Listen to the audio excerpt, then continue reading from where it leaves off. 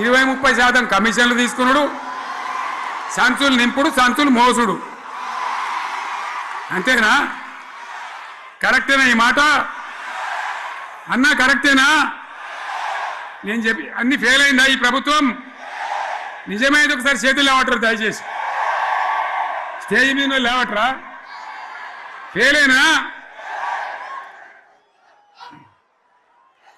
ఈ మాట 20% 30% కమిషన్లని నేను అంటలేను. ఎవరన్నారు? స్వయంగా ఆర్థిక మంత్రి ఛాంబర్కు పోయి 200 మంది కాంట్రాక్టర్లు వాళ్ళు లొల్లిపెట్టి మమ్మల్ని 20-30% కమిషన్ అడుగుతుండ్రు, ఇది ఏమన్యాయం అని చెప్పి సెక్రటేరియట్లో చెప్పిన మాట నేను చెప్తా ఉన్నా.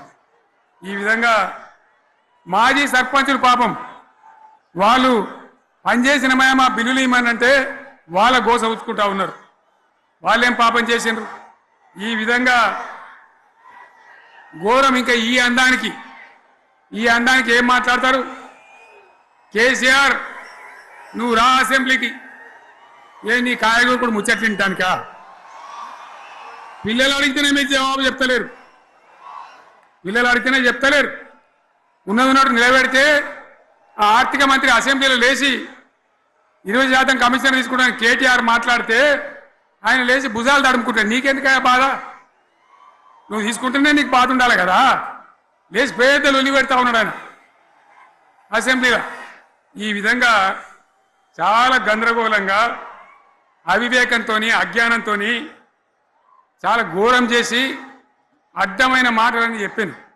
దాంతో మనం కూడా గోల్మాలైపోయినాం. తీర్థం పోదాం తిమ్మక్క అంటే వాడు గుల్లే, మనం సల్లే. ఆ గతికి తెచ్చింది ఇలా ప్రజల గతి. మరి మనం కూడా ప్రజలు కూడా ఆలోచన చేయాలి. ఆవేశం కాదు.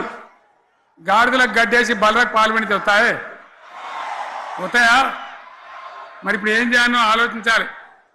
ఓ తమ్ముడు అన్నాడు హైదరాబాద్లో, ఆయన ఇల్లు కూడా కొడితే, కేసీఆర్ అన్నా యాడున్నావు, నువ్వు రావాలి.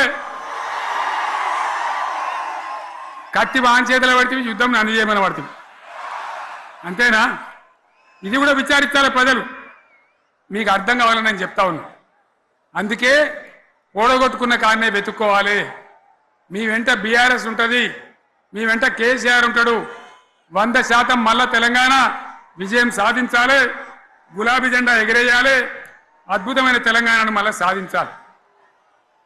ఇక బీజేపీ కథ 11 ఏళ్ళ రాజ్యం చేయబట్టి తెలంగాణకు 11 రూపాయలు ఇచ్చిండ్రా?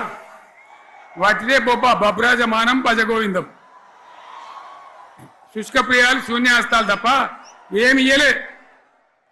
157 కాలేజీలు పెడితే మెడికల్ కాలేజీలు ఒక్కటన్నా తెలంగాణకు ఇచ్చిండ్రా? ఒక ప్రాజెక్ట్ కన్నా జాతీయ హోదా ఇచ్చిండ్రా? ఇక కాంగ్రెస్ వాడు ఇట్లా అంటే బీజేపీ వాడు అట్లా. ఏది లేదు. ఇక ఉల్టా మనయే ఖమ్మంలో 7 మండలాలు గుంజుకున్నారు.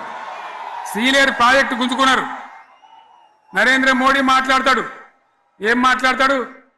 తెలంగాణ వచ్చిందిరా అని తెలంగాణలో సంతోషపడితే తల్లిని చంపి బిడ్డను బతికిచ్చిండ్రు అంటాడు. ఎన్నోసార్లు అంటాడు, ఒక్కసారి కాదు.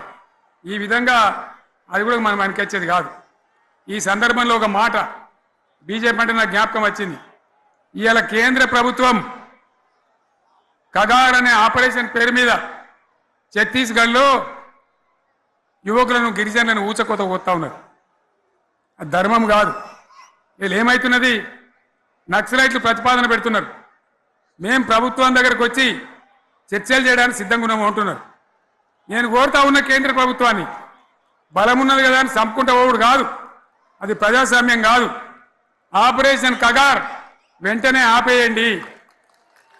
వాళ్ళని పిలిచి, ఆ నక్సలైట్లను పిలిచి డెమోక్రటిక్ స్పేస్ ఇచ్చి చర్చలు జరపండి.